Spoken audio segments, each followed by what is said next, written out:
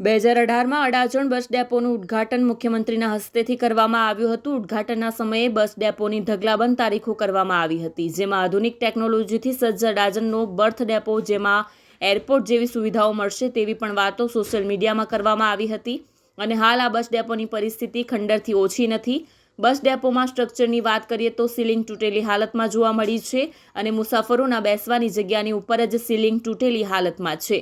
જે સીલિંગ નીચે પડે તો મુસાફરો સાથે મોટી દુર્ઘટના સર્જાય તેવું પણ જાણવા મળી રહ્યું છે।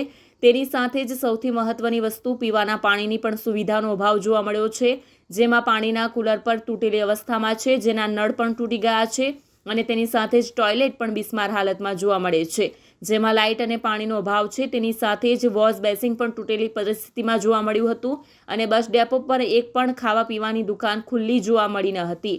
આ મુસાફરોને ભારે મુશ્કેલીઓનો સામનો કરવો પડી રહ્યો છે। સ્માર્ટ સિટી ગણાતા સુરતમાં આવી પરિસ્થિતિમાં પણ બસ ડેપો હોઈ શકે છે તેવું કોઈ પણ માનવા તૈયાર નથી અને આટલી બધી અસુવિધા કેમ તે એક મહત્વનો પ્રશ્ન છે।